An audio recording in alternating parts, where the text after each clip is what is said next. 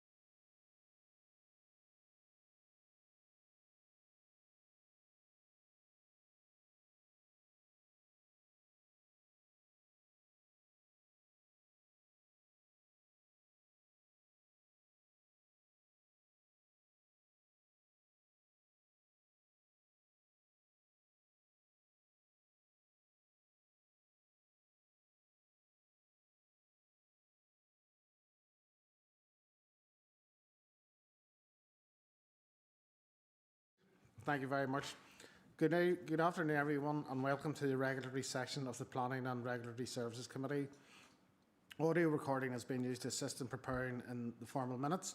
Therefore, anyone participating in the meeting consents to being recorded and being live streamed on YouTube. Before I move to the first agenda item, I would like to welcome Alderman Paul Rankin, who has joined the committee, replacing our former Councillor Gareth Wilson, who's now up in Assembly. Alderman Rankin, you're very welcome to the committee, and I hope you enjoy your time on it. Okay, so I'm moving on then to, well, online we have Councillor Lavery, and I think Councillor John Ogo-Kane will be joining us online at some stage. Is there any apologies from the floor? Councillor O'Dowd. Thank you, Chair. Yes, Councillor Young will be over shortly. Thank you very much, Councillor O'Dowd. Councillor Armstrong. Councillor Wilson and Councillor Mulholland will be here for the plan section. They'll miss the regulatory section. Thank you very much, Councillor Armstrong. Okay, agenda item 2 is declarations of interest, and we'll take them as the meeting progresses, members. Okay, agenda item 3, and that's a report from the Head of Planning. There is one decision item, 3.1, and this is going to be presented by Helen Stoops. So I'm going to hand over to Helen now.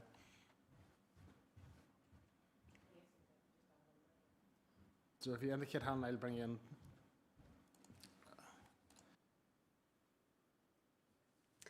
Thank you, Chair, and good afternoon, members. The Department for Communities wrote to the Council on the 5th of December seeking views on the proposed listing of 3 telephone kiosks located adjacent to 37 Maworkin Road, Market Hill, adjacent to 63 Clare Road, Tandragee, and near 27 Main Street in Tynan. A copy of the correspondence can be found at Appendix 1. DFC have advised that views of the Council should be submitted within 6 weeks from the date of the letter. Therefore, the time frame for responses closes on the 16th of January. DFC are considering the listing of the kiosks under Section 80 of the 2011 Planning Act and their guidance, and consider that the kiosks meet significant criteria in relation to architectural and historic interest as set out in the body of the report. DFC, in their surveys, describe the structures as cast iron, painted red, with glazing to 3 elevations and a solid panel to the 4th. The interior and detailing are largely intact. DFC, in their evaluation, consider that the kiosks are an iconic piece of street furniture which are well maintained and structurally sound.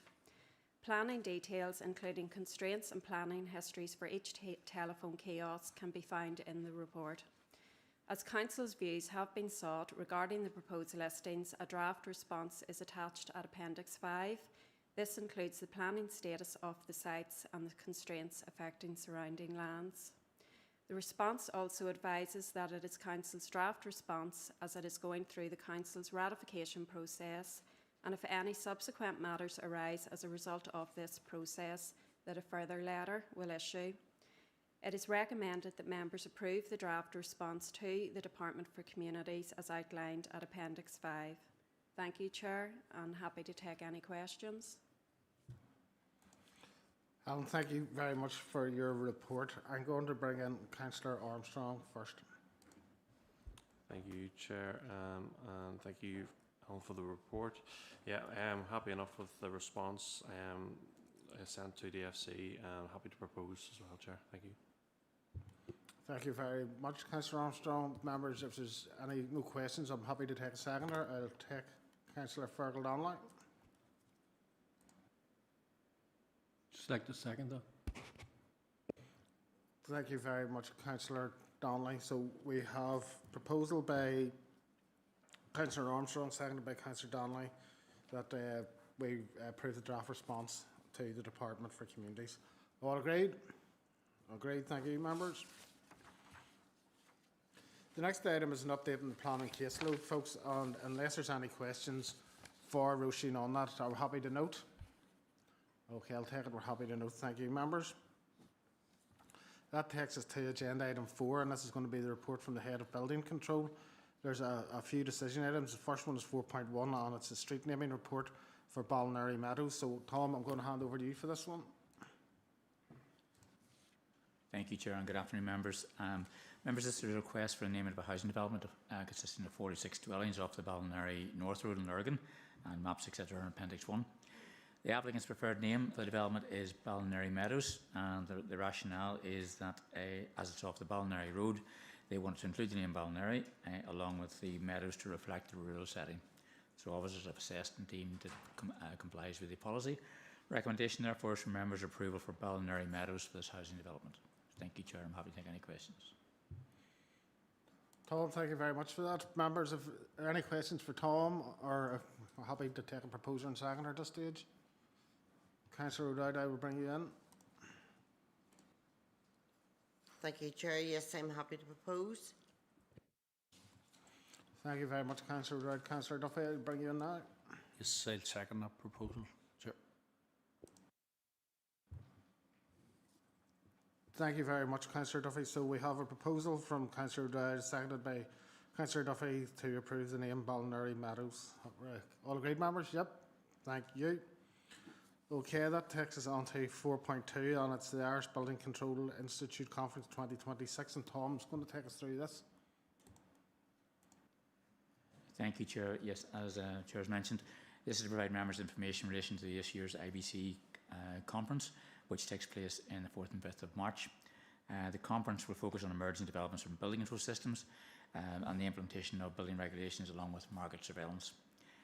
The conference provides an opportunity to network with colleagues within the building control environment and to develop a better understanding and learning from the different operating systems, which is particularly useful when legislators very often refer to legislation in other jurisdictions. So it's also very beneficial to have an understanding of these and in particular what works and perhaps what doesn't work so well. It also provides an opportunity to discuss current and potential forthcoming implications on the construction industry, including changes and developments of regulatory requirements, along with new technologies and global markets, and the implications of those on the construction industry. Members and officers have attended the conference in previous years and found it very informative, and the costs are as detailed in the report, and there are monies available within the building control budget to cover the recommendation for officer attendance.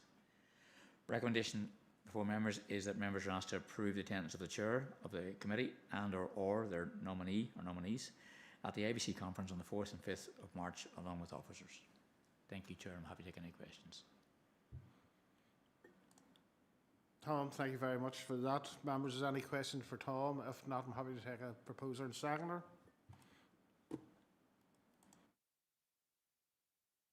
Councillor Duffy, bring in now.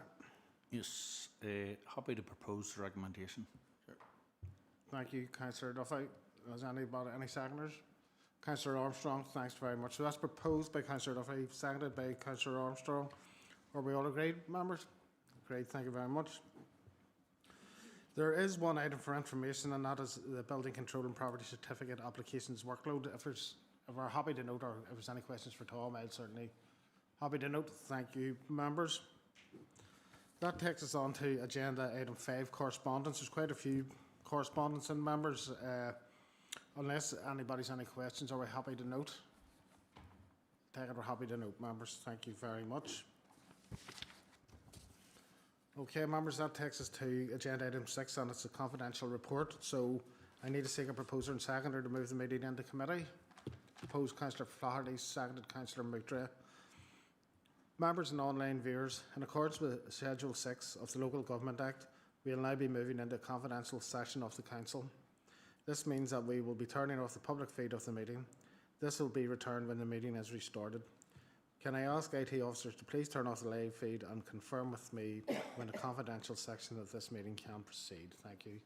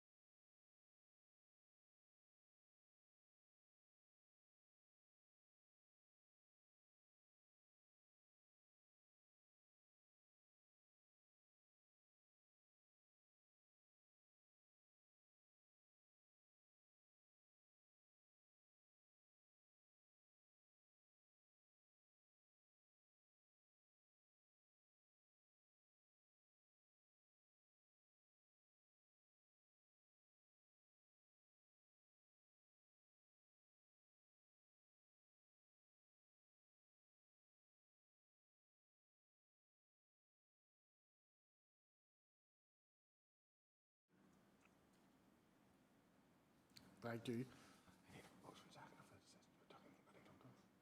Okay.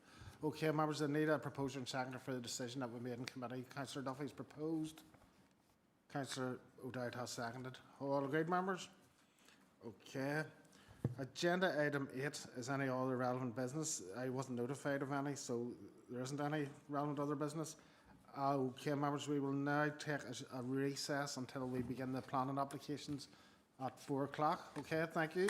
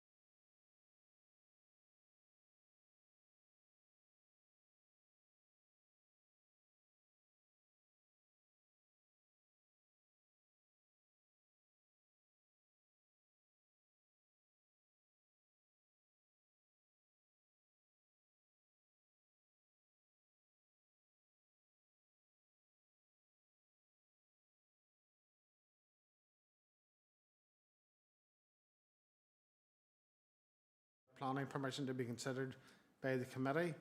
So good afternoon everyone and welcome to the planning section of the meeting of the Planning and Regulatory Services Committee. Audio recording has been used to assist in preparing the formal minutes.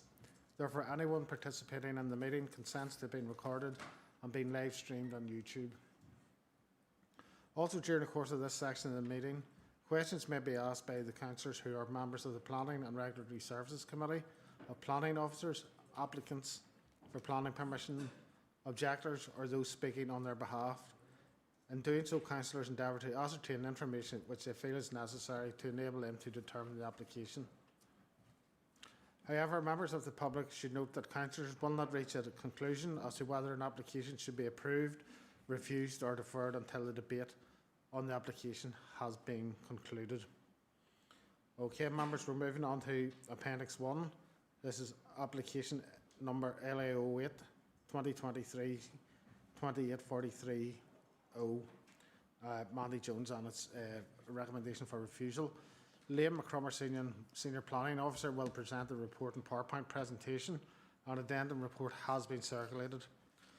Mandy Jones to make a representation in support of the application, and we've received written representations and objections to the application have been received from Graham Ford. Okay, so members, firstly I'm going to hand over to Liam to take us through his presentation on PowerPoint. Okay, Liam, if you indicate, I'll bring you in.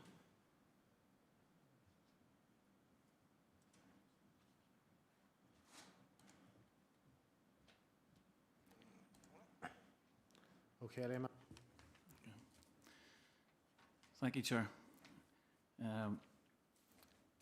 This application is an outline plan application for a site for a dwelling and garage at Mossbank Road in Portadown. The application has been presented to the committee, has been called in for consideration by Councillor Kate Evans.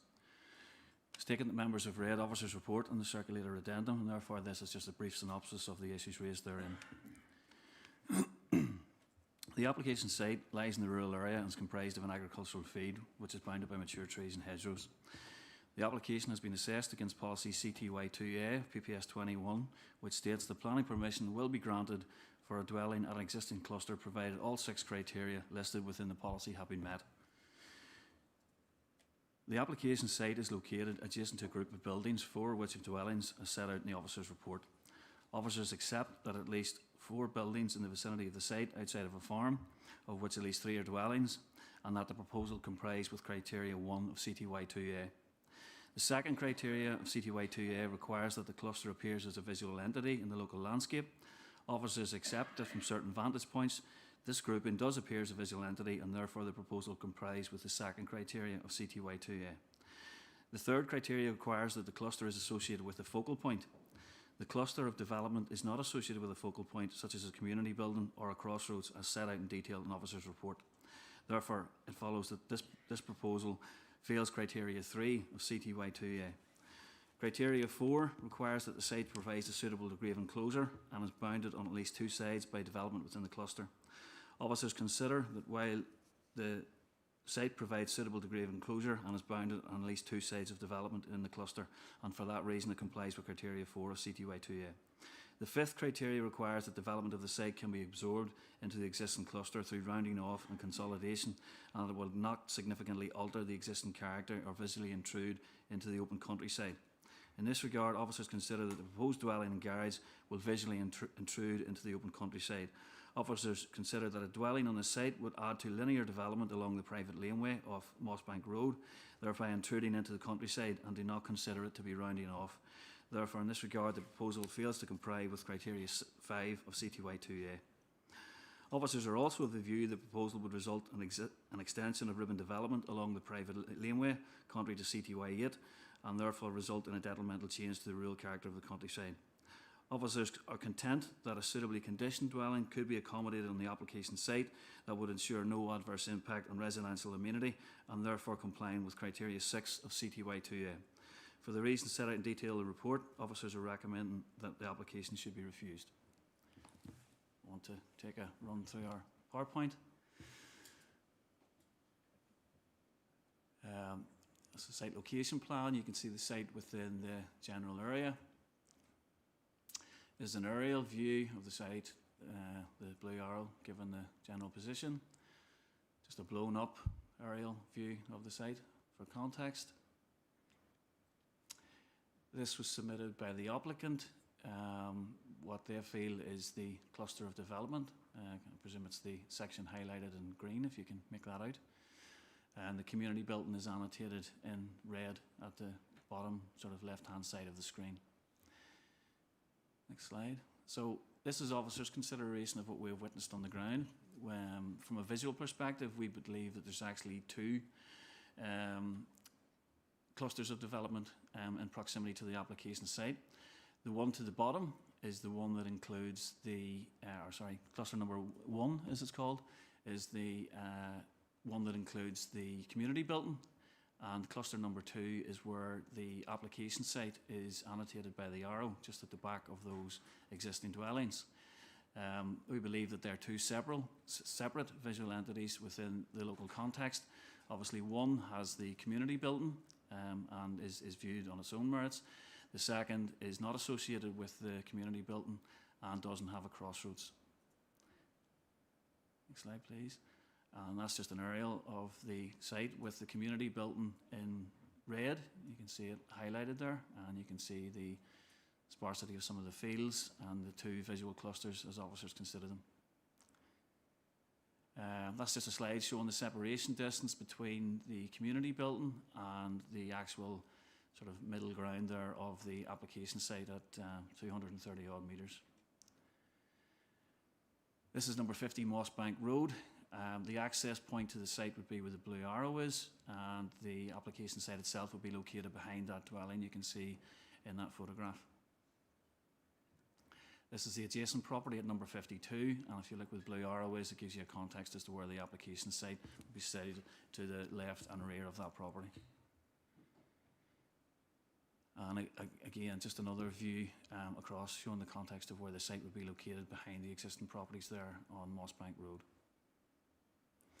This is a view from the private, or from the private laneway that runs adjacent to what we believe to be the cluster of development, and you can see the sort of site context there just in front of the dwelling, and that's where the site actually is. And again, another view of the private laneway showing the sort of boundary treatment there that encloses the site, just to give the indication that the site is well enclosed by mature vegetation. So this is looking at the cluster that we believe to be cluster number 2, where the dwelling is located. You can see that linear small building there at the front and the access laneway. And just about in the foreground, you can make out one dwelling on the opposite side of the road, but you can't visually sort of see in any great degree the dwellings located behind. So I think the next slide, if we move up, gives a better context. So that's just beyond that linear building that was in the foreground of the previous photograph. And you can see two large detached dwellings on the left-hand side, and I think you can just about make out one on the opposite side of the road on the right-hand side. And that's what we believe to be the cluster that is under consideration in the context of this application. And this is a view from the opposite side of Mossbank Road looking back. So that's the two dwellings that are at the front of Mossbank Road, and our application site would be located behind them to the rear. So this is the other cluster where the community buildings are located, which we believe is a separate visual entity. So you can see there's a cluster of buildings there, and you can't actually hardly make the location of the community building out, but it's just beyond that dwelling, tucked in behind it. So here's showing the position of it from the other side. So we believe that this is a defined cluster of development on its own, and you can see the community building and the position of it within that defined cluster. And there's just a frontal view from the road. You can see the actual community building. That's a photograph taken from the roadside frontage looking back. So the community building is actually set back behind a few dwellings in front onto the road, but does read as a cluster from various vantage points. This is just the extracts from the Building on Tradition. You're probably well familiar with them. That shows the coloration, giving you an idea of when clustering is deemed to be acceptable and when clustering is not deemed to be acceptable. So the yellow coloration there gives you an idea of the disposition of potential community buildings. Blue is acceptable sites, and the purple colour there, forgive my colour blindness, is sites that are deemed not generally to be acceptable under that policy context. And again, this is another example of where we have the community building sites that deem to be acceptable annotated in blue, and the purple coloration annotates sites that are not deemed to be acceptable. And again, another example of that, again, the blue sites deemed to be acceptable and the purple sites not, just to give context. Obviously, no clusters are all the same, but it does give us a context as to what we'd be looking at in terms of sites that are deemed to be acceptable and what ones aren't. Thank you. Liam, thank you very much for your presentation. We're now going to hand over to Mandy Jones, who's going to make a representation in support of the application. Mandy, you're very welcome to committee here today. You will have 3 minutes, and once you start speaking, the clock will start, and once the 3 minutes are up, you will have to stop or your microphone will be cut off. It's just in the protocol. Okay, so we'll wait till the clock comes up, Mandy, and then I will bring you in.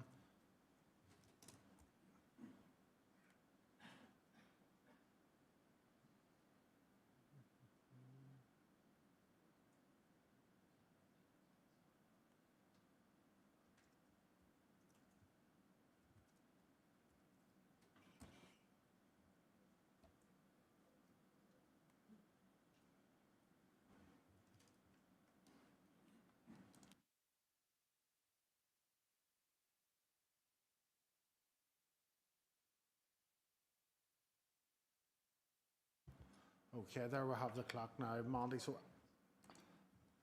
once you start speaking, Mandy, the clock will start, okay? Chair and members of the committee, thank you for allowing me this opportunity.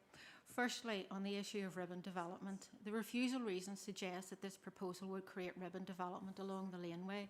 This is not the case. Both the existing dwelling number 50 and the proposed site are accessed and front onto the Mossbank Road, not the laneway.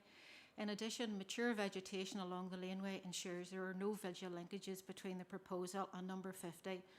Policy defines ribbon development as requiring a common frontage or visual connection, and neither exists here. This reason for refusal cannot be sustained.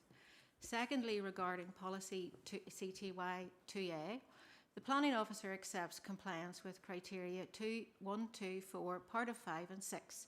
The disputed points relate to the cluster being associated with the focal point, such as the social community building and its location at a crossroads.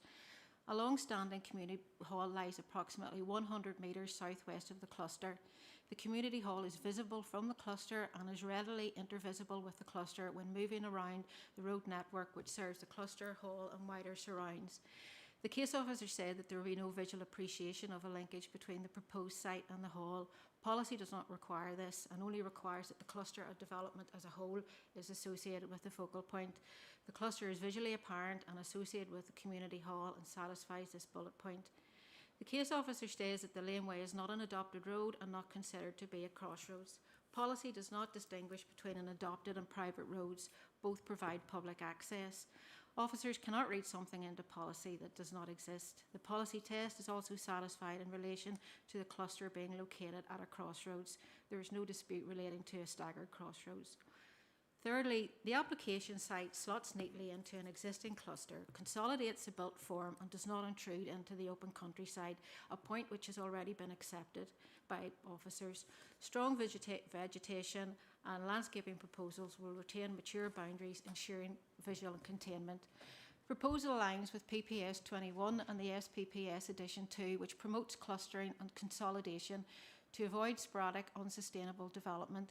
Sustainable development should be permitted unless it causes demonstrable harm, and none exists here. It is policy compliant. In conclusion, due to the existing mature vegetation, existing buildings and setback from the public road network, a dwelling suitably conditioned for a small retirement dwelling on the application site would be virtually, if not completely, invisible. It will not alter the existing or character or visually intrude into the open countryside at all. It is also demonstrated that the cluster is associated with a community building and at a crossroads, although only one of these is needed. It is an excellent example of sustainable development in the countryside, and I respectfully ask the committee to support this application. Thank you, and if there's any questions. Thank you. Mandy, thank you very much, and you're well within your time. Okay, members, You've heard from Liam and you've also heard from Andy in relation to this application, so we're now at the question stage, so I'm going to bring Councillor O'Dowd in first. Thank you, Chair. Maybe it's to yourself, Liam. Mandy had referred that the community centre was 100 metres away, but on our plans that we get through here, you have it down as 232 metres. There's a bit of a difference there. You know, why would that be? Okay, thank you, Councillor O'Dowd. I'll bring Liam in.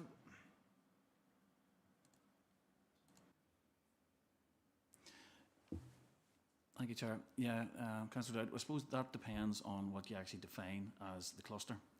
So what the applicant is referring to is what she understands to be the cluster of development. I'll give you a definition and highlighted on the PowerPoint what we believe, that there are actually two separate and succinct different clusters of development here that read separately.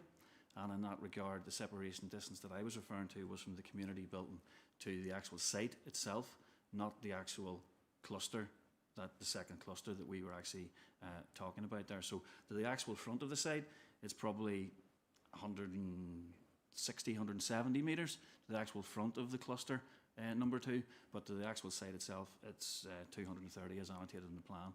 But the cluster with the community building is actually located, you know, a fair distance away, and we could consider them to be two separate entities. Okay. Thank you, Liam. Can I have that, Councillor O'Dowd? Yes, thank you. Okay, I'll bring in Councillor Duffy next. Yes, thank you, Chair. The crossroads issue, what is defined as a crossroad? I see this road as it doesn't go anywhere, it goes up a private laneway. So that technically wouldn't be classed as a crossroads. The crossroads would have to go somewhere at both ends, wouldn't it, Liam? Or could I hear from both parties on that? Yep, How they look at crossroads? Yes, Councillor Duffy. I'll bring in Liam first and then I'll bring in Mandy after Liam. Okay, so Liam, if you indicate, I'll bring you in. Thanks, Chair. Yeah, well, officer's position would be that we have a T-junction and we have a private laneway. And that would have been our position with many of these applications, that a crossroads is indeed where two crossroads intersect. What we have here is a T-junction of public roads, and we have a private laneway to the back of the application site. Thank you, Liam. Mandy, if you indicate, I'll bring you in. Thank you. Policy doesn't define crossroads. Unfortunately, with C2Y2A, it doesn't have a justification and amplification text, as a lot of the policies do. So we have to form an opinion, an everyday opinion of the description of a crossroads. There's nothing to say that a crossroads has to be public or has to be adopted or unadopted. There's no definition of road classification, so we are where we are in terms of policy. It is a private lane. It is a private lane, and it goes up to, and it serves 4 or 5 dwellings, I think, and a lot of agriculture and land. I have a few precedents that the council have allowed similar circumstances in terms of staggered crossroads. There's no dispute with the council officers in terms of the layout of the crossroads as being a staggered crossroads. I agree it's not a crossroads, but it is a staggered crossroads. The council don't dispute that. What they dispute is the fact that part of the crossroads is defined by a road which is a laneway and which is not adopted, but policy doesn't distinguish that for us. So we have to look at policy as it's expressed, and we can't read into things policy that's not there. Yes, it would be helpful if it actually said in the justification and amplification text that a crossroads had to be as a crossroads, and it had to be both public roads, adopted DFI roads, but unfortunately it doesn't say that, and we are where we are with the description of it. So I would say that there's no road classifications, and so it doesn't actually matter if it's public or it's private, or if it's a laneway, or if it goes to serve one house or serves 5 houses. In this circumstance, it serves 5 houses and agricultural lanes. So it's quite a busy wee lane. It is a busy lane, but there's no classifications required in policy. Mandy, thank you very much for that content, Councillor Duffy. Okay, members, just to make you aware, Councillor Kate Evans has joined up remotely.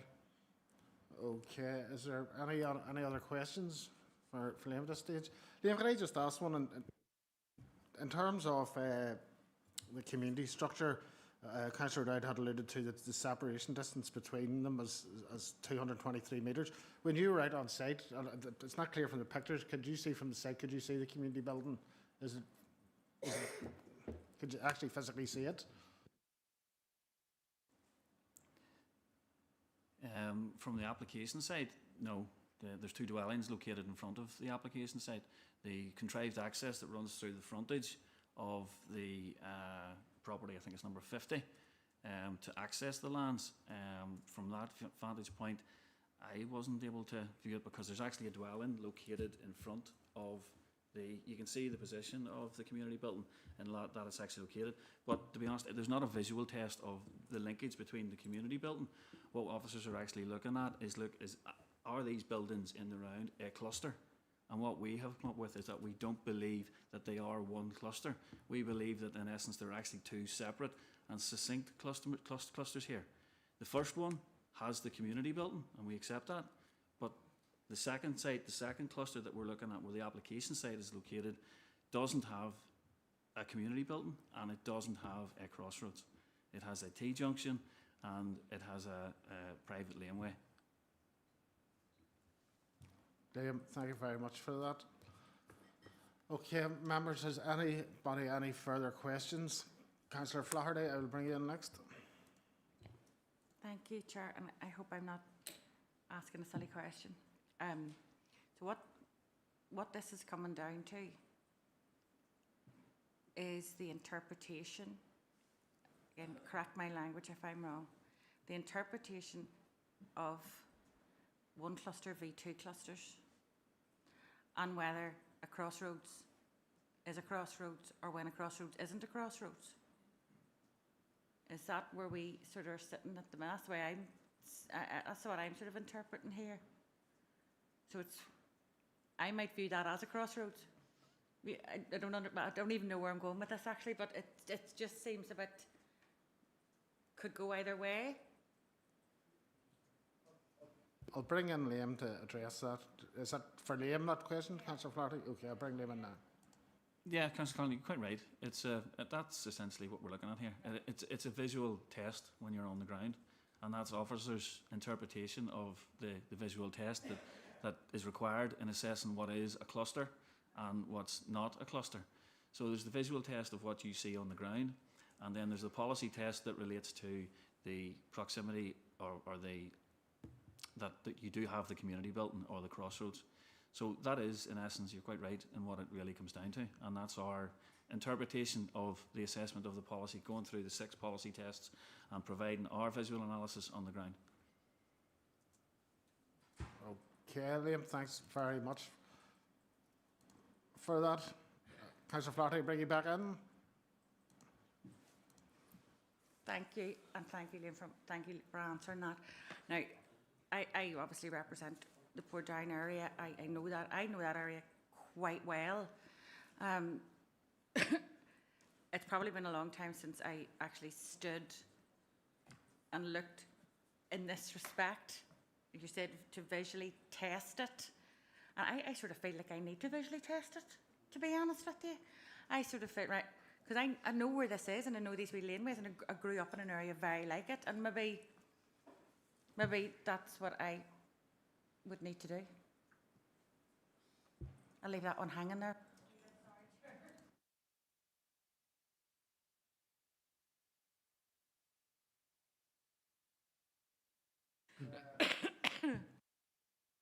Are there any further questions for anybody here today, folks? Because if not, we will move on from questions. Oh, Councillor Mulholland, I will bring you in next. Thank you, Chair. Is it possible to get a definition of what a crossroads is? A proper definition? Just so it's clear in all our minds? I'll ask Liam and I'll also ask Mandy, but I both think that they're clear in terms that the plan policy doesn't actually contain that, but I will defer to I'll defer to Liam and Mandy for their thoughts on the matter, because if there's nothing there, there's no point in seeking further information. But I'm going to bring in Councillor O'Dowd because her question sort of like this, and then I'll go to Liam and Mandy about this. So, Councillor O'Dowd, I bring you in.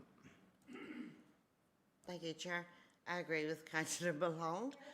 Can we even get the definition from DFA?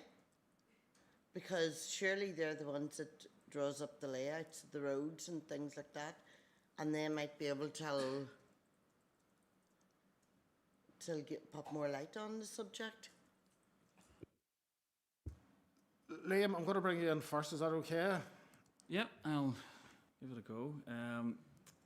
Essentially, look, we've been obviously to a number of appeals on these type of applications, and Kyle's just found one there where the PSC get into a definition of what they consider, and I'll maybe just read it out.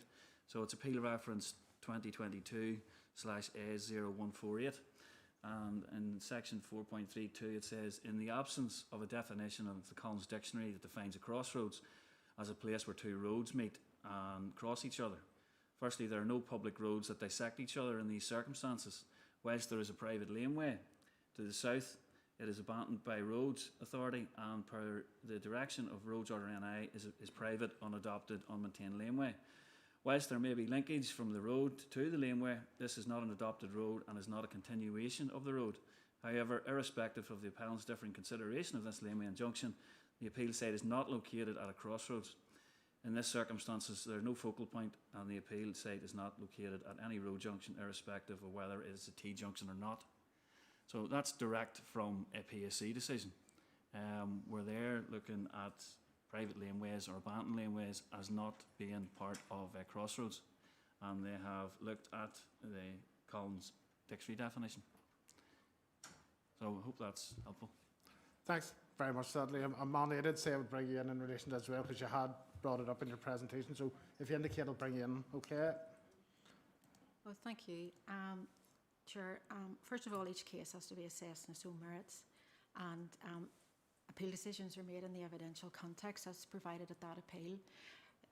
Council have an obligation to assess policy in a consistent manner. I have a few council approvals that have come through from ABC Council for approvals for dwellings at staggered crossroads, and I can give you the reference numbers of those. But the point is that I'm not saying this is a crisscross crossovers, this is staggered crossroads, of which I note the councillors or the planning officer had no dispute with. The only dispute outlined in this is a part of the junction is formed by a road which they're saying is not adopted. Now, if policy wanted to say that it needed to be an adopted road, policy would have said it. If you want to bring this in, the time to argue with this is with the upcoming LDP circumstances, to look at the policies in perhaps a wee bit more detail. CTY2A does not have justification and amplification text, so we're left with assessing that. And my argument is that, just to recap, is to say that part of the crossroads is unadopted, but there's nothing to say it can't be unadopted. And if it was if the intent of policy was to say that, it would have said it. If we could actually, because some appeal decisions have been raised, I can just want to raise one appeal decision. I don't want to muddy the waters in any way, but there's a lot of appeal decisions that are coming forward when the commissioners are not looking at the criteria as tick boxes. Sometimes you have to stand back and see what the broad intent of policy is. The broad intent of policy is for sustainable development in the countryside, and there's a number of appeal decisions that have gone out that have come to conclusions that even though it didn't meet one of the criteria, it still was, the site was still, it was well enclosed, and it still complies with the broad overall intent in policy that would round off and consolidate an existing cluster of development without changing the area's character. And to my mind, I said this is an excellent example of sustainable development. We're nitpicking around the details. I have put a case forward that it's on a cluster and is visually linked with a community building. This is the first time I've actually been told that the planning officers see it as two separate and distinct clusters. That was not in the case officer's report. This is the first time I've had to deal with this, but the policy says that the cluster has to visually link with the community hall, not the site, the cluster. And the edge of the cluster is only 100 metres from the focal point. And it is visually connected when you're driving around the roads and when you're driving around in clusters. Because of the vegetation, it comes into view and it goes out of view and it comes into view and there's out of view. But it's still visually connected with a really tight cluster of development. So I'm arguing on that bullet point, I'm arguing that it's on a staggered crossroads and it's on and it's visually connected with a focal point. But if we pull ourselves back and look at the intentions of the new SPPS that was only issued a month ago, edition 2, it is to consolidate and to allow sustainable development in the countryside. And this is an excellent example. I would be happy to, for conditions for a small dwelling, it's for a retirement dwelling, it's for me, small footprint, low elevation, it will be completely invisible and rounding off, and the planning officers already have accepted that it does round off development. You know, so sometimes I think we're looking at the tick boxes, and sometimes we need to pull ourselves back and look at the broader intensive policy. I'm not arguing that I'm not meeting the criteria. I'm arguing that I do meet the criteria in all areas, but apart from that, I'm still looking at the overarching PPS 21 and the new ASPPS for sustainable development in the countryside, which is a perfect example. That's it, thank you. I have references of appeal decisions. I have a lot of references of applications that were approved by ABC Council. I haven't brought them up, but I have them here. Some of them were submitted with the application. The case officer has sought to distinguish them. I can overturn those comments in which they have tried to distinguish them. I have them here if the committee would like to see them. We can't bring new evidence on the day, so we can't, unfortunately, so we'll not. So in terms of the initial question was asked by yourself, Councillor Holland, and rest in relation to the getting a definition from DFA, I think, you know, we've heard from both parties in terms of it's getting that there is not going to change anything, I don't think. And in terms of deferring it for that, I don't think it's going to give us any illumination on the situation. There's a few councillors have indicated they wish to speak, so I'm going to start with Councillor Wilson. So I'll bring in now, Councillor Wilson. Thank you, Chair. Just to apologise for being late, and as I wasn't at the start of this application presentation, I'll not be taking part or making any decisions on it. Thank you. Thank you, Councillor Wilson. Okay, so I'm going to bring in Councillor O'Dowd. Thank you, Chair. Liam, could you give us a rough idea what the distance is between Cluster 1 and Cluster 2? Roughly? I'll bring Liam and see if we can answer that, Councillor O'Dowd.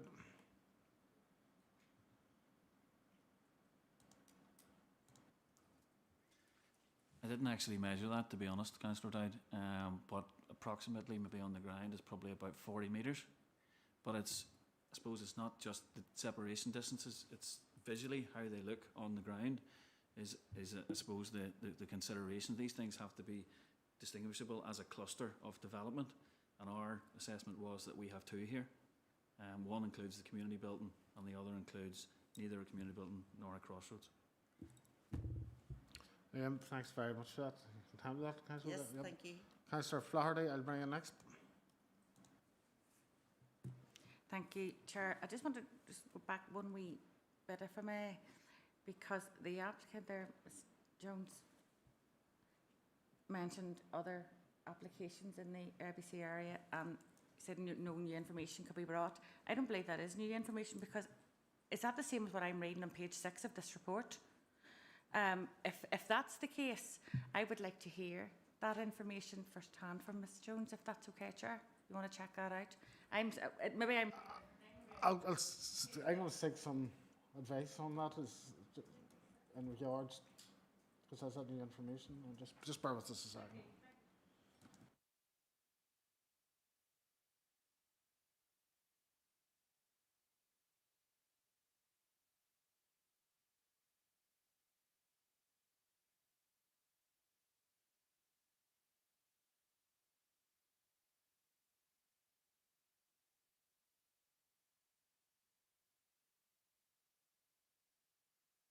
Monica, I check, are they the same ones in the report that, okay, no, that's okay, then I'd bring in now, man, if you want to, in relation to him, is that okay?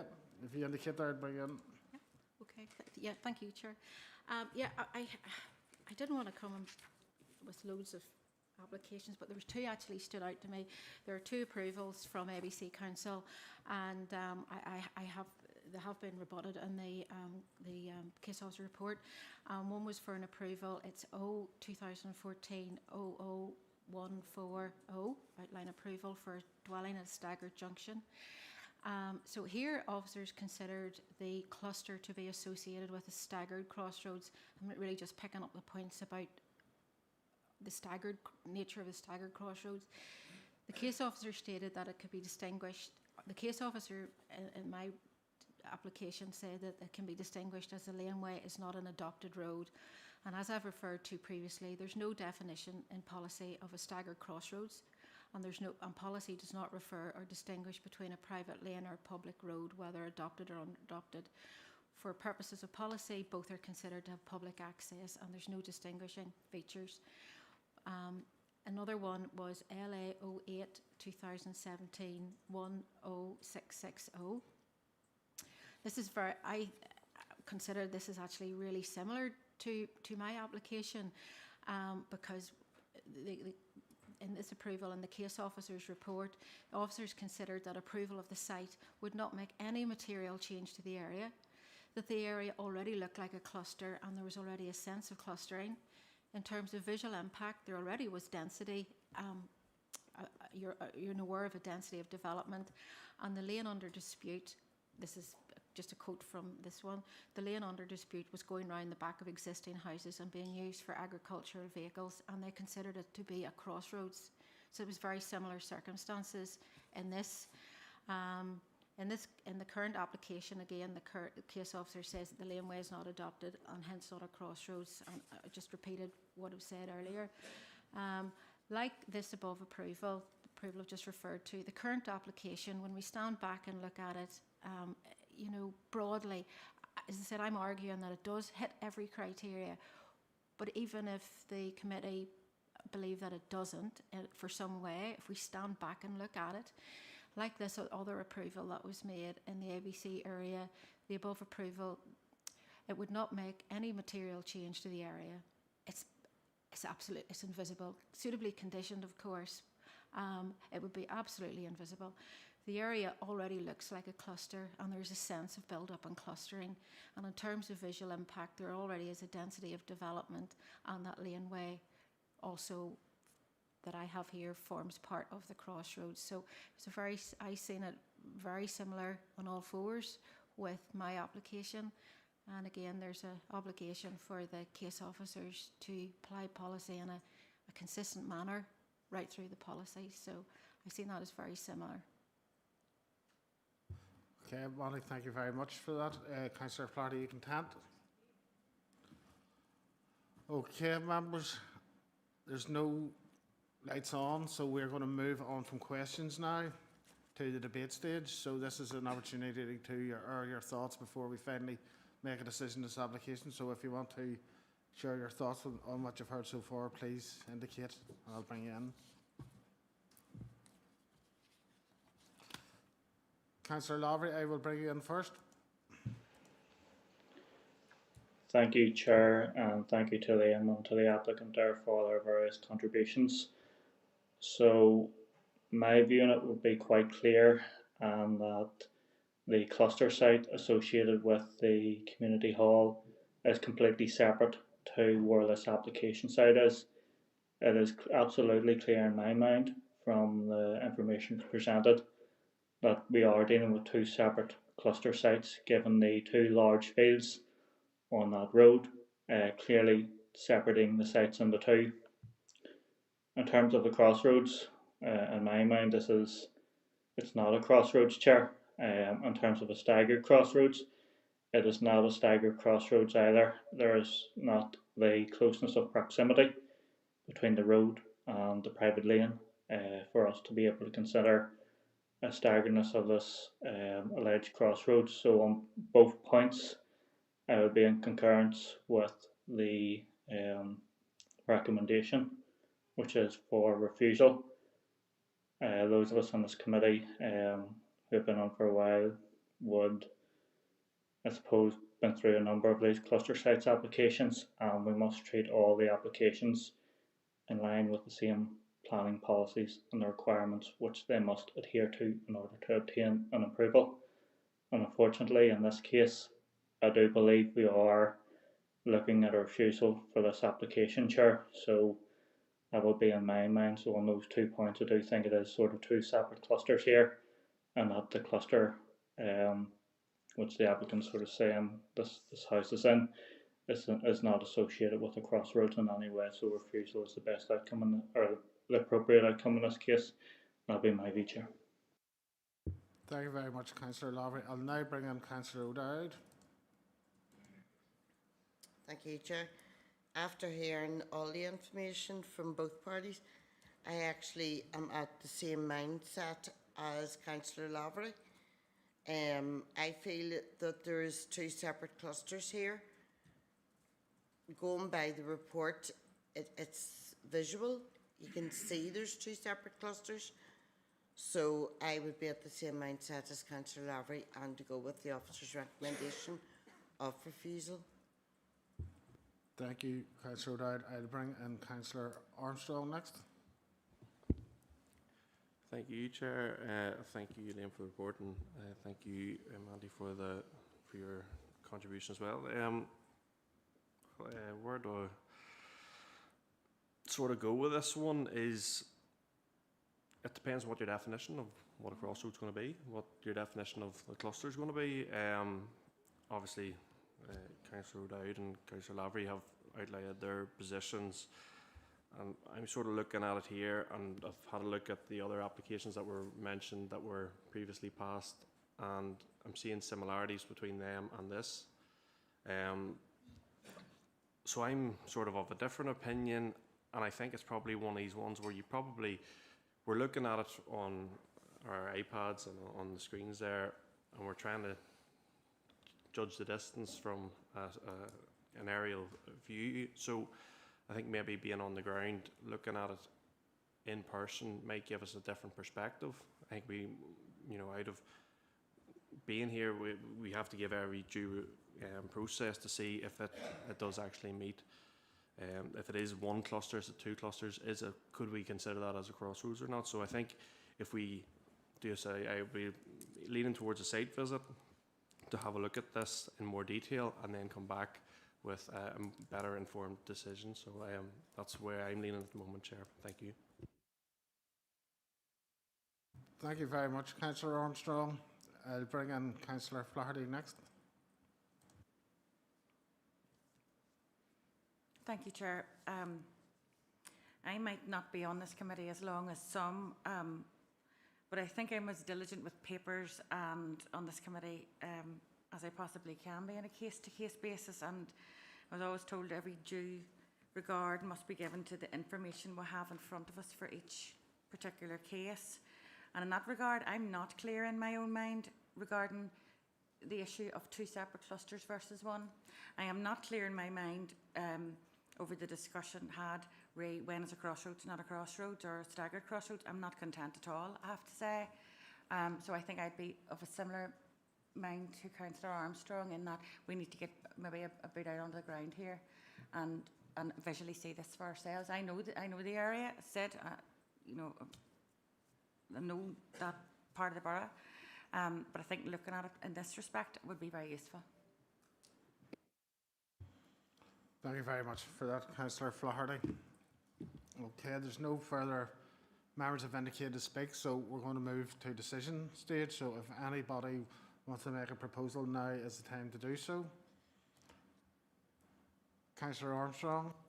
Yes, thank you, Chair. Just make a proposal to go and view this site and come back with a better informed decision when it comes to it. So that'll be my proposal, that we do a site visit.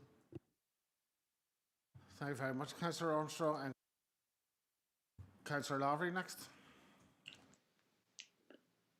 Thank you, Chair. In line with my comments during the debate section, I would unfortunately propose that we accept the officer's recommendation to refuse this application on the basis of the points outlined previously that, according to policy, this application does not meet the requirements of a cluster site, and therefore a refusal is the appropriate outcome in this instance. So I'd like to propose that. Thank you, Chair. Thank you very much, Councillor Lavery. I'll bring in Councillor O'Dowd. Thank you, Chair.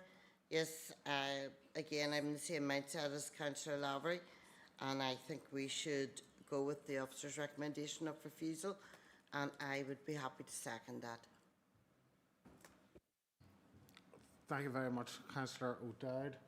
I'm going to bring in Councillor Flaherty next. Thank you, Chair. I'm more than happy to second the proposal of Councillor Armstrong regarding a site visit and some more information. Thank you.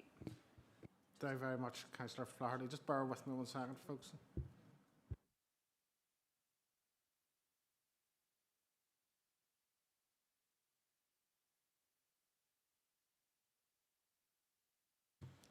Okay, members, with two proposals, therefore we're going to vote.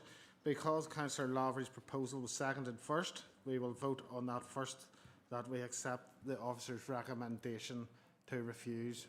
So that will be the first thing that we're voting on, members, that is that we accept the officer's recommendation. So your voting is open now.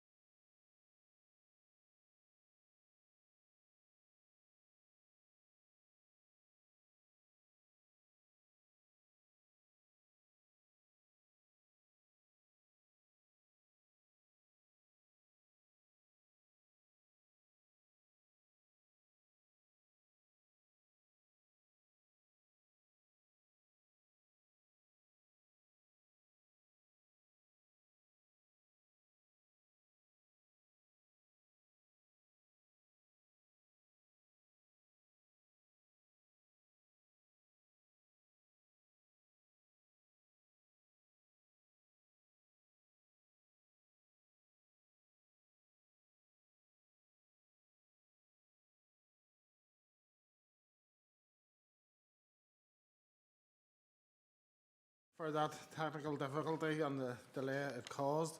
Okay, we had just completed the vote on the proposal of Councillor Lowry to accept the officer recommendation.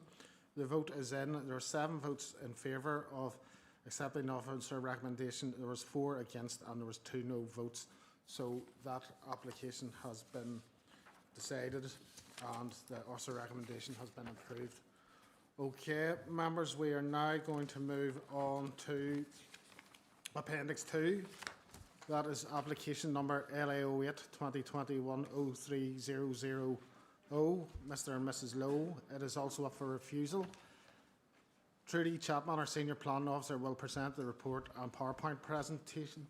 Scott's not online, is he? No. Scott McLeod was to make representation objection to the application. However, he's not online and he did say that we should continue if he doesn't. So, Trudy, if you indicate, I'll bring you in and so you can go through your report and presentation. Thank you, Chair. This application seeks outline plan approval for the erection of a single dwelling to the rear of 16 Castle Drive, Rich Hill, and is before you this evening as was called in by Councillor McElrath. Firstly, can I draw your attention to a typo on page 11 of the report under the consideration of representations. The 5th bullet point referring to an increased level of light pollution and noise. At the end of the 3rd line, the report says it would not have a significant adverse impact, and this ought to say it would have a significant impact. The site is located within the settlement limits of Rich Hill, as defined in the Armagh Area Plan. Castle Drive is part of a wider development which includes Castle Avenue, Castle Parade and Castle Gardens, and this consists of detached dwellings which are predominantly single storey. The application site is part of the rear garden of number 16, and it is proposed to take a new access from Castle Drive via the existing turning head to the front of number 16, and then it would pass between number 16 and 18.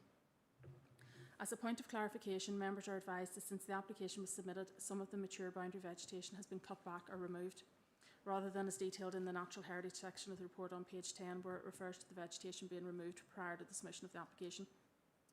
Officers, having considered the proposal against current planning policies, are of the opinion that the proposal does not respect the surrounding context, it's not appropriate to the character of the site in terms of layout and scale, and would therefore fail to provide a quality residential environment, and is out of keeping with the overall character and environmental quality of the established residential area.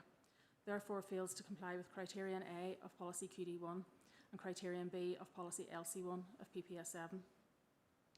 In addition, as the proposed dwelling would be located within the rear garden of number 16, with access being provided between number 16 and 18, officers are of the opinion that a dwelling on the site would have the potential to overlook the properties of 14, 16 and 18 Castle Drive, and would therefore adversely impact the occupants' privacy and enjoyment of their dwellings and associated private amenity spaces. The additional traffic the proposal would attract would also create a general disturbance by way of additional noise and lights to the rear of these properties and to the sides of 16 and 18.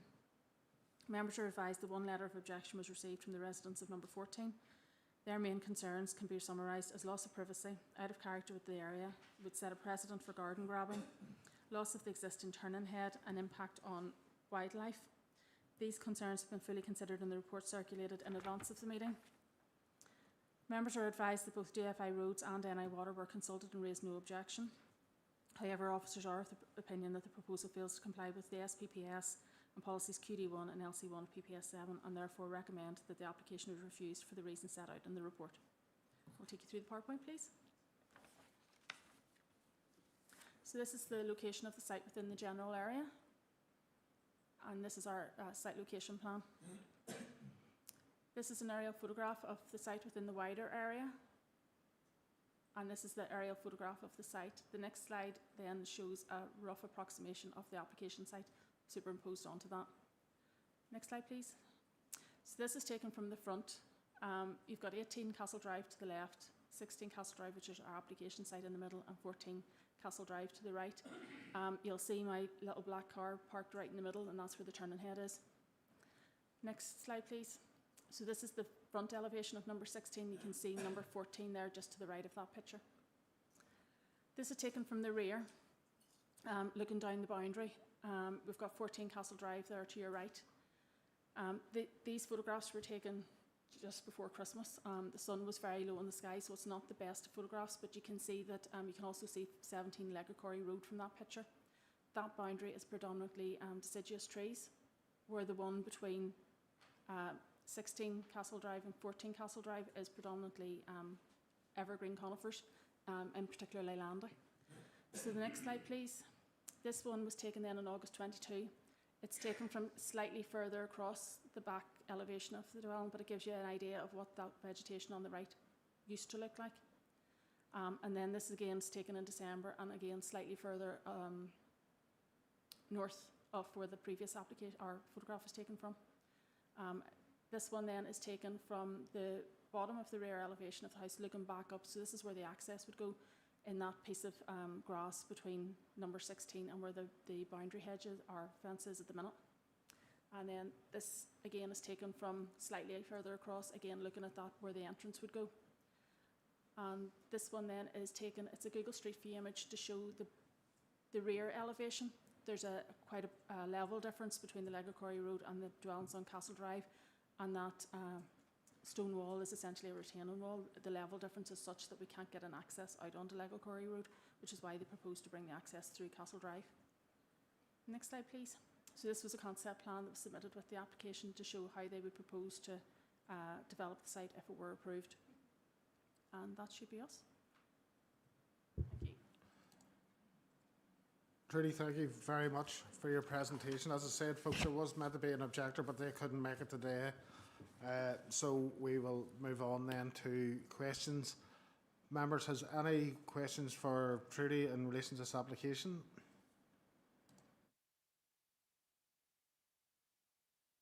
Councillor Armstrong, I'll bring you in. Thank you, Chair, and thank you, Trudy. And just checking, see the access, is that running up the side of 16? I'm assuming they're the applicants for this, aren't they? Yeah.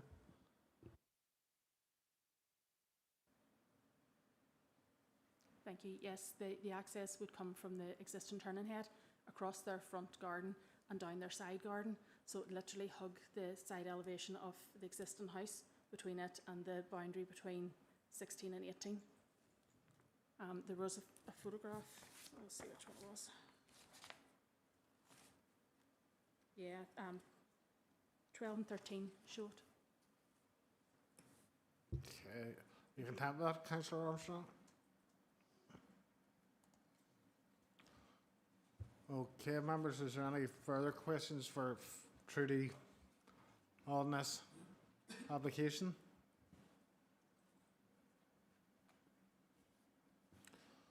Okay, members, if we're content with the questions, and I will move on to the debate stage. Is any members any thoughts on this application? Mr. Chair.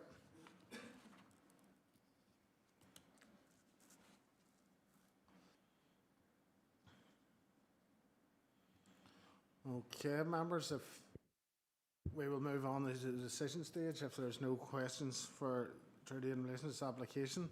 You've heard the report from Trudy. It's been very comprehensive. So is there anybody wish to make a proposal at this stage? Councillor Duffy, I will bring you in. Yes, Chair, thank you, and thank you, Trudy.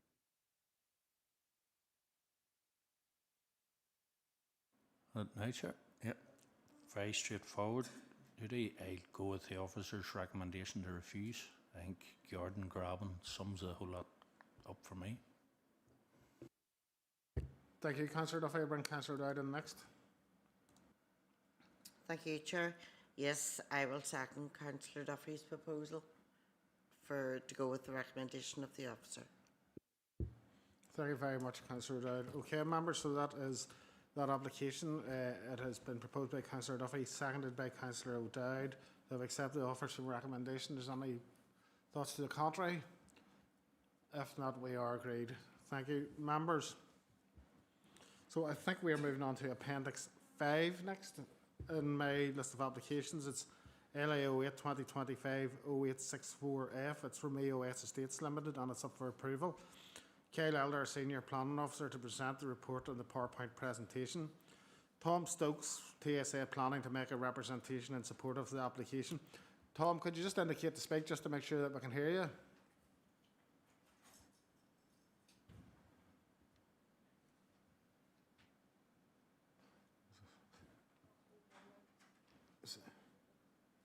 Okay. I've no worries now. Tom, will bring you in if you can just indicate. Yeah, perfect. Can you hear me, Chair? Yes, Tom, thank you very much. Tom, you're doing the 3 minutes, aren't you, as well? Yes, that's correct, Chair.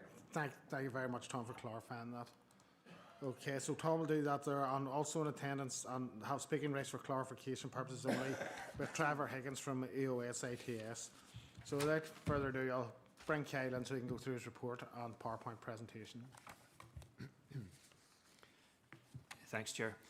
Just before I start the presentation, there is a typo in condition number 17. Condition 17 refers to the Construction Environmental Management Plan dated June 2025. June should be changed to November 2025. So if members are minded to approve the application with those conditions, that date of June will be revised to November. So this plan application seeks full plan permission for the retention of 2 warehouse storage units and associated lorry parking, service yard, new site access and all other associated site works at Chasm Crescent and Banbridge. The warehouse units are used by EOS IT Solutions. The application is before you this evening as it's a major plan application. Officers have taken it, members have read the report in full, and as such this is a synopsis only. The application site is located within the development limit of Banbridge, but is located outside of the town centre boundary of Banbridge. It's located on 19.3 hectares of land at Chasm Road, zoned for economic development, which is shown in BE 33. Members are advised that officers consider that the development complies with the zoning of the land and the requirements of the area plan. The proposal would fall under Class B4, Storage or Distribution of the Plan and Use Classes Order, Northern Ireland 2015. Policy PED 1 of PPS4 operates a presumption in favour of development, such that a development proposal incorporating Class B4 use will be permitted in an area specifically allocated for such purposes in a development plan. Officers therefore are of the opinion that the proposed Class B4 use is acceptable in principle and that Policy PED 1 is satisfied. 2 storage buildings and a toilet block have been erected on the site. The design, scale, massing and choice of external materials are in keeping with other buildings in the wider area.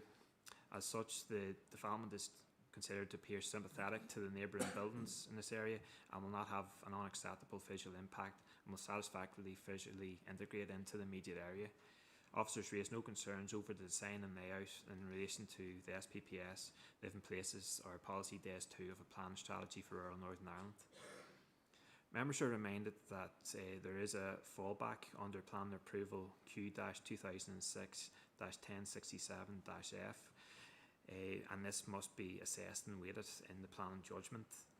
The fallback permitted light industry units on the site within 10 metres of the rear boundary alongside Banview Court with parking parallel to these units.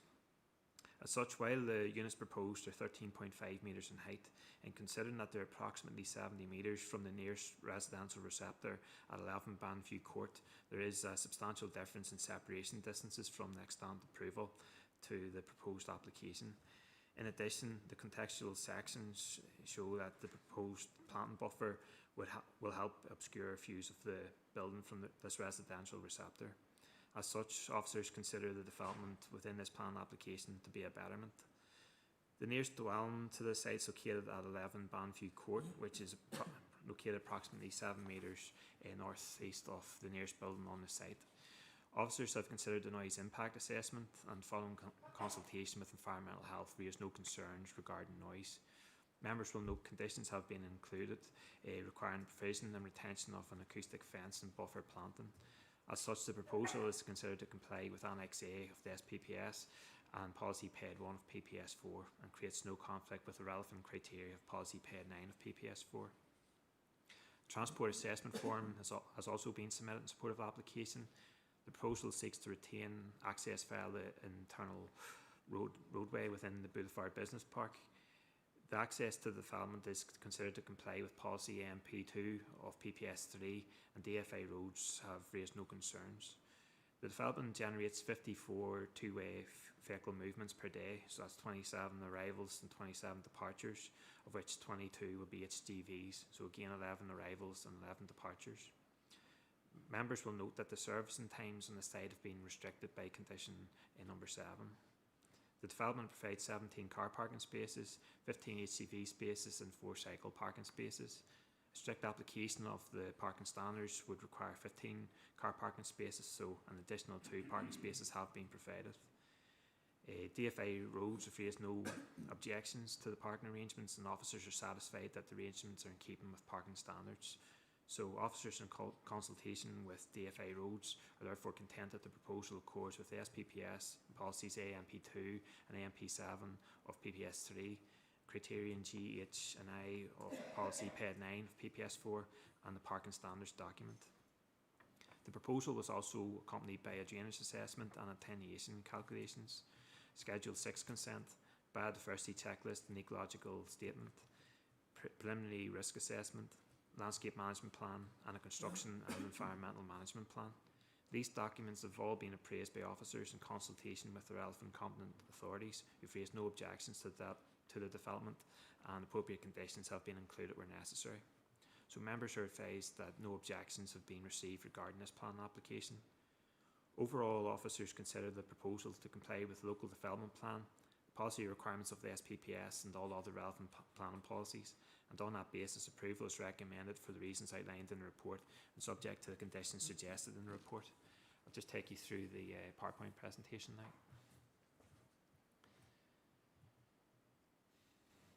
Okay, so in terms of the location of the site, it's just to the south of Banbridge within the settlement limit. Next slide then just shows the site location plan with the site outlined in red. So this is just an aerial view of the application site. You can see the 2 buildings already on the site. To the northwest, you have another AOS building, and then to the southwest, then some of the retail units associated with the boulevard. Then this is just an extract from the area plan. So the site's zoned for economic development. So that's just illustrating this within that zoning. This is the site layout. So you've got the 2 buildings that's open onto a shared yard. So all the major, like the roller door openings, open onto that yard. And then along the northeastern boundary, you can see there number 11 Banview in the top corner. So an acoustic fence is proposed along that boundary, and then the buffer planting, which have all been conditioned. And these are just the boundary treatments of the different fencing types. This is the elevations then of warehouse 1. You can just see the 2 roller doors, and then the elevations of warehouse number 2. This is just a bit of a master plan. So the buildings that we're concerned with in this application are showed in yellow, marked as number 3 and 4. The red building, it's the existing offices and warehouse associated with EOS. And then buildings 1 and 2 shown in green and blue, they have previously been approved by this committee. They haven't been erected yet, but they are much taller. I think their height extends to 18 metres, whereas these buildings would be 13.5 metres high. It's just a section, so you can just see at the top the section across the site and the relationship there with number 11 Banview Court. So you can see that the buffer planting would help minimise the visual impact of the development, but there is a good separation distance, as you can see. Just the purple dashing that's also included illustrates the other buildings which were previously approved on an adjacent site which have not yet been constructed, but you'll see that they are much larger than these buildings that we're considering tonight. So this is just the photograph then of the warehouse number 1. Next slide then is warehouse number 2. And then you can just see then the courtyard, or sorry, the yard then just between the 2 buildings. To the left of this photograph then you'll see the lorry parking spaces. Then moving across you can see the site access and the car parking spaces then adjacent to that. And then those are some of the retail units within the boulevard just to the rear. This is just a photograph of the toilet block. And then this is a photograph of the site frontage. So you can see there is already the footpath and everything along. It's fully, the footpath goes the full way around the entire site in any event. And the access is obviously up to standard as confirmed by roads. And then this is just a photograph towards the rear of the site, so you can see a Banview court there to the rear. So the buffer planting will help minimise some of the visual views of the buildings that are on the site. This is just the extant permission that I've referred to. You can see I've put on 2 dashed green lines. So that's approximately where our application site is. So you can see the rather large building there at the top. That would be in close proximity to those buildings in Banview Court. So this application gives a much better separation distance between the buildings and the residential buildings than the extant approval. So on that basis, we consider it to be a betterment. And then the final slide then is just the elevations and the floor plans of that building that would be beside the residential receptors. Thank you. Okay, thank you very much for your report and the presentation. Tom Stokes from TSA Planning is going to make a representation in support of the application. Tom, you're very welcome this evening. You've been before us before, Tom, so you know that you do have 3 minutes. So if you indicate to speak, Tom, I will bring you in. And we will get the clock sorted, Tom, now, so that once that starts, once you start speaking, the clock will start, Tom, all right? No bother, super. Oh, Tom, hit your button again, sorry.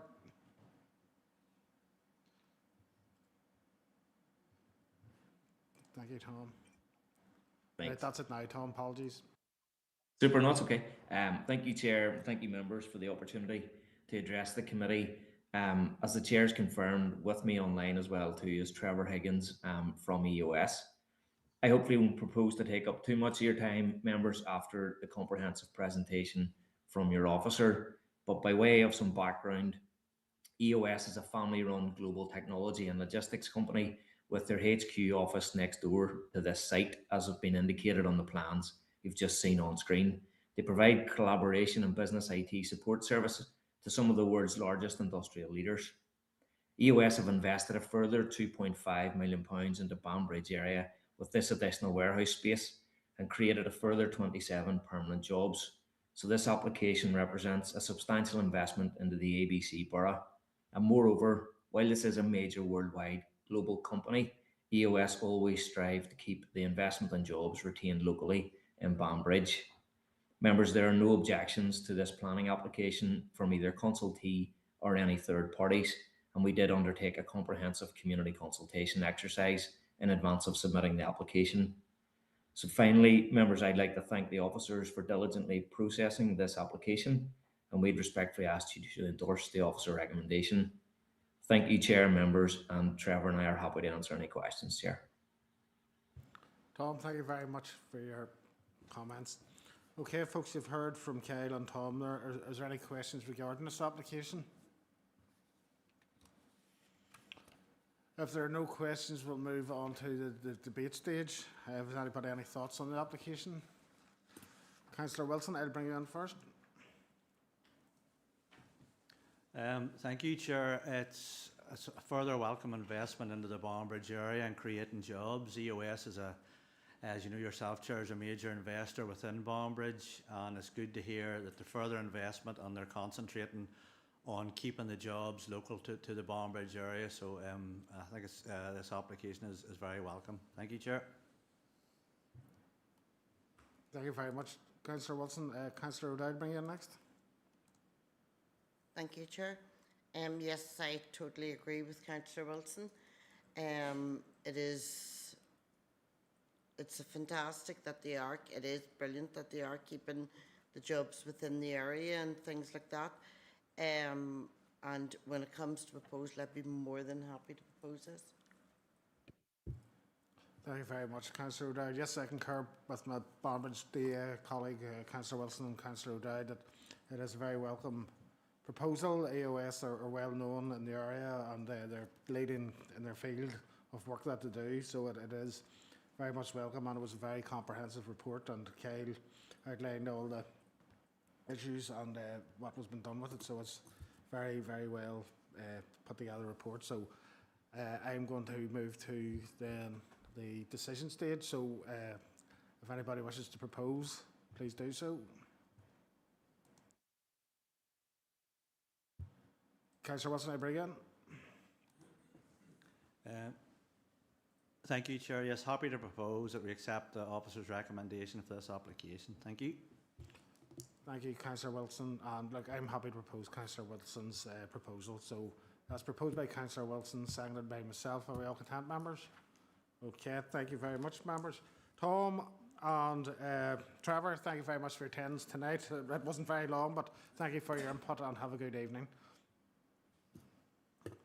Okay, members, that takes us to Appendix 3. It's application number LA 08 2025 0701 S54. It's in Warrenstown Limited. It's a refusal.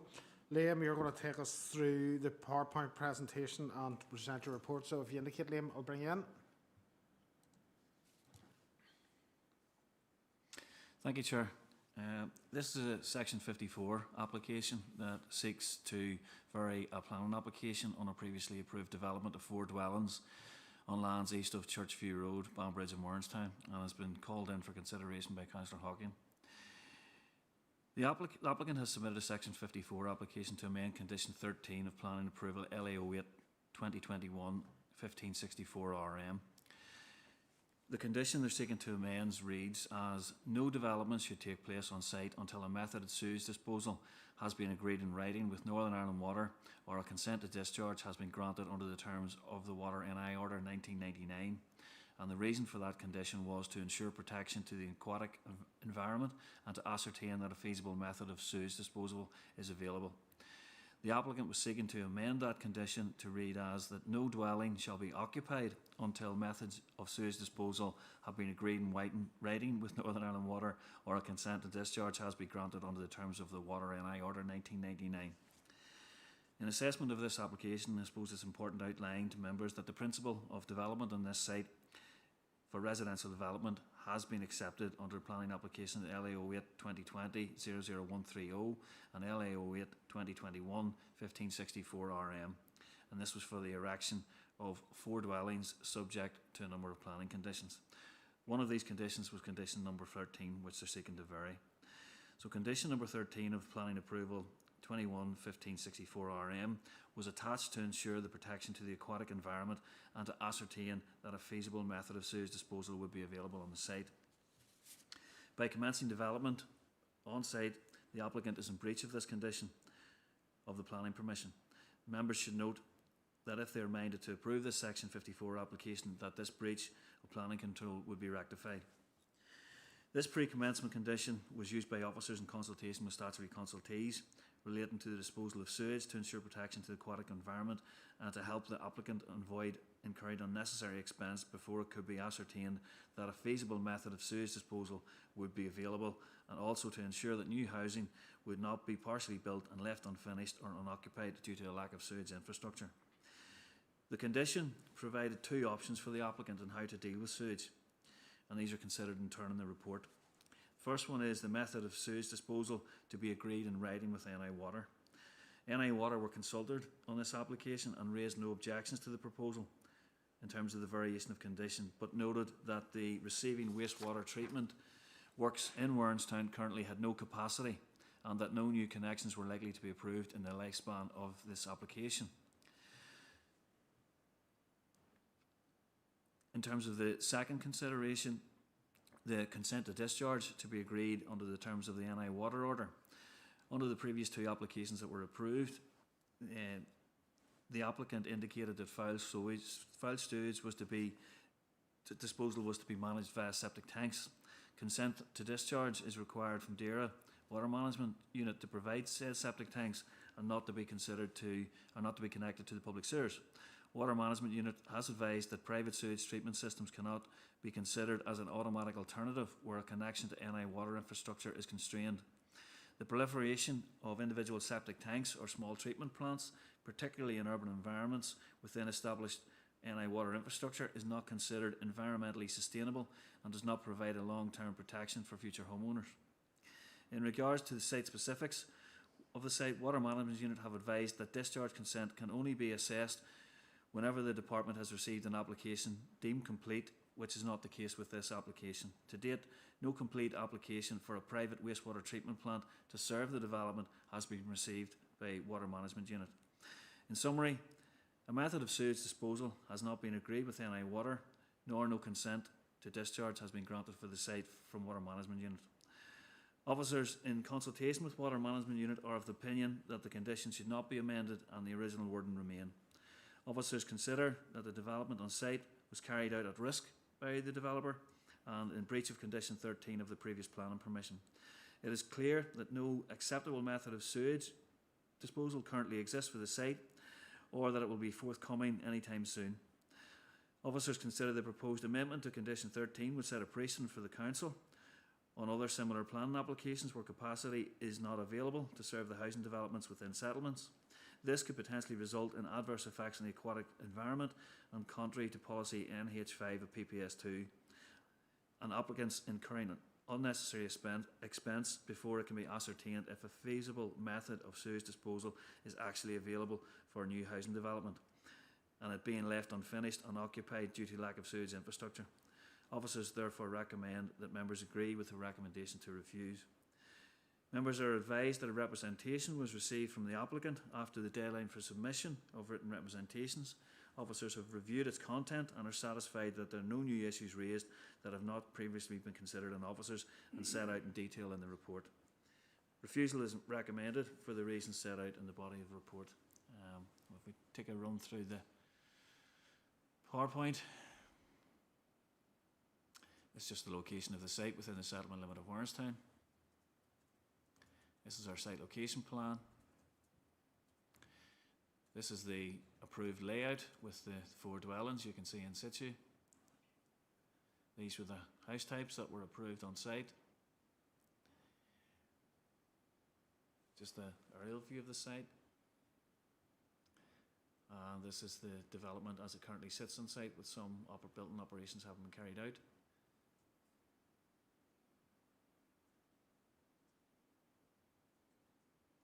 I think that's it. Okay, thank you.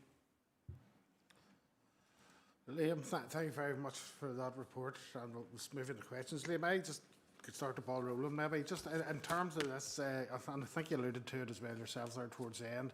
If we were to discharge this condition, we could potentially end up with a blight of ghost estates throughout the area, with the houses built and no connection to sewage systems at all. Would that be a distinct possibility if we were to do that this evening? We'll just bring you in on that, Liam.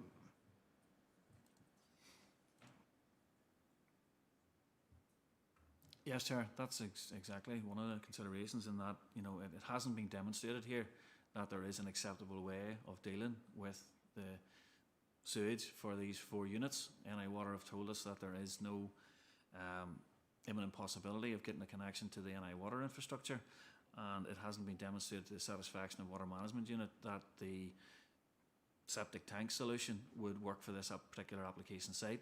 So in that regard, Water Management Unit were not agreeable to the rewording of the condition, and if we were to potentially be agreeable to it, these houses could be built, sit in situ, and no possibility of getting any means of dealing with the sewage disposal that they would generate. Thanks very much for that, Liam. Is there any other questions for Liam at this stage? We'll move into debate stage. Has anybody any thoughts on the application? Councillor O'Dowd. Thank you, Chair. In my opinion, when someone breaches the conditions, they do so at their own risk.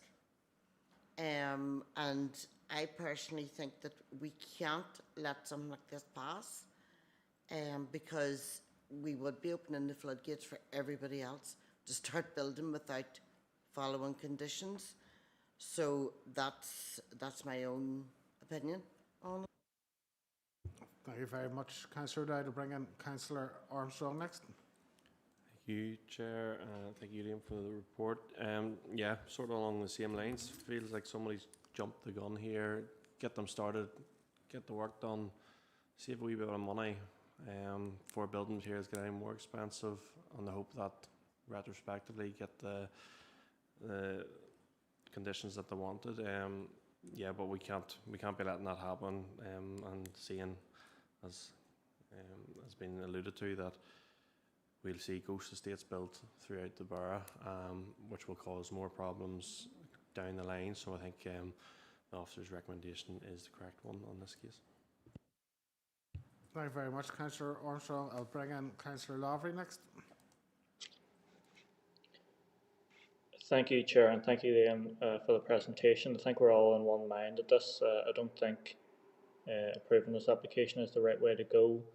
When we as a committee, or indeed planning officers, lay down conditions, those conditions have to be followed in every case in order to protect, whilst the environment, protect the future residents who would inhabit the dwellings, to make sure they're not inheriting a nightmare situation or a legal case, and so that there's a fair playing field for all the developers and all the applicants out there.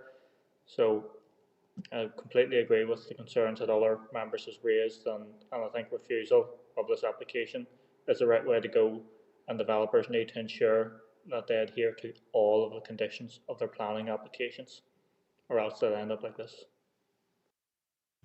Thank you very much, Councillor Lavery. I'll bring in Councillor Duffy next. Yes, thank you, Chair. Agree with everything that's said, and on a sort of broader front, it's not looking too good for the NA water, connecting new developments in the Mornstown area. If they're not allowing, these, I know they didn't stick to their proposals, but them saying that there's no more capacity in the area doesn't bode well for any future developments. Thank you very much, Councillor Duffy. Members, thank you very much for your thoughts on that application. We'll move into the decision stage, so if anybody wishes to make a proposal, now's the time to do it.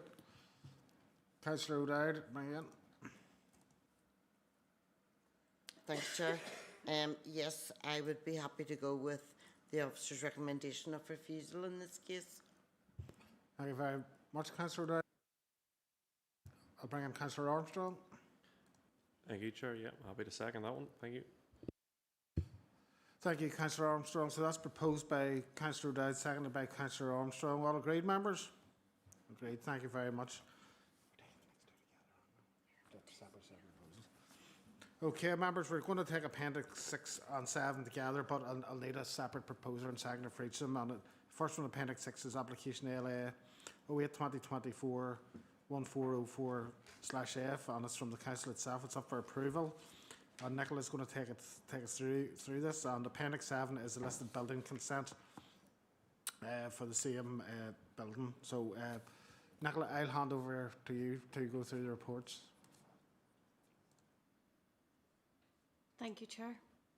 Appendix 6 and 7, yes, these applications seek full permission and listed building consent for the removal of an existing oil-fired boiler, plant and enclosure, the provision of mains gas boilers at 2 locations within Portadown Town Hall, within the existing ground floor boiler room and within an existing ground floor WC in the north side of the building, replacement of a boiler flue installation and associated works. And it's been presented to Council as this is a Council-owned and managed building. A design and access statement has also been submitted because it's a listed building. There are no third-party objections to this proposal. There are no objections raised by any of the consultees, NI Water, Historic Environment Division, Historic Buildings, Environmental Health and NIE. In terms of the principle of development, the proposal's an existing building, and this is really considered minor works. There's no impact on the listed building, the impact on amenity, townscape character or infrastructure requirements. The proposal complies with all relevant planning policies. The recommendation is to approve the full application and the listed building consent, and conditions are set out in the planning report. And I'll go through the PowerPoint presentation. Thank you. Next slide, please. So it's the town hall, which is in the centre, close to the centre of Portadown. Next slide, please. So this is an aerial view of the proposed site. Next slide, please. It's the site location plan and then a block plan just of the town hall. Next slide, please. This is then a proposed and existing and proposed layout plan, just showing the boiler room to be removed and then to be tarmacked over. Next slide, please. These are then elevations just of the flues that are going to be coming out of the building, but they're in the rear of the town hall and the more new extension, but it's still, the overall building is listed. Next slide, please. And these are just some technical details in regards to the boiler replacement works. Because it's for a listed building, those details need to be provided and approved. Next slide, please. So these are just some photographs. This is the town hall itself. This is the side gate just to the front. Next slide, please. So you'll see where one of the flues then, in terms of the elevation, you're seeing that there's a new flue going up this side. Next slide, please. This is the boiler room then that's going to be removed. Next slide, please. And this is where a new pipe, it's just going to replace that existing pipe. And that completes the presentation. Thank you. Nicola, thank you very much for that. Members, is there any questions for Nicola in relation to the applications in front of us tonight? Seems the heating system is knackered and needs replaced, essentially. If we can boil it down to that. That's one way of putting it. So it does, it's clear that it needs fixed, members. So I think we just need to go to the proposal stage with this one because it's something that urgently needs done, and it's now's the time to do it. Councillor Flaherty, I'll bring you in. Yes, Chair, it is something that urgently needs done. There's a whole lot needs urgently done in Portdown Town Hall, so if this is the start of getting some work done to Portdown Town Hall and maybe getting us up the capital plan a wee bit, I'll propose this and many other things that's needed done in Portdown Town Hall. Thank you very much, Councillor Flaherty. Councillor Maitre, I'll bring you in next. Yes, thank you, Chair. Very happy to second the proposal made by Councillor Flaherty. It's a very straightforward application that just seeks to modernise the heating system there. And yes, in a similar vein, I hope to see more investment in Portadown Town Hall. And I'm content that there's going to be no adverse impact here on what is an important listed building in the town centre. So, yeah, thank you. Thank you, Councillor Maitre. And just for clarification, we're proposing Appendix 6 there, LA08. So we're all happy with that one. Yep, thank you very much. So the next one is the listed building consent. Can I have the proposer and second for that? Councillor Flaherty's proposed. Councillor Maitre is second. Are we all agreed, members? Okay, thank you very much. So, members, that is us finished for the evening. That's the meeting completed. Thank you very much for your attendance and thank you for officers for your support tonight.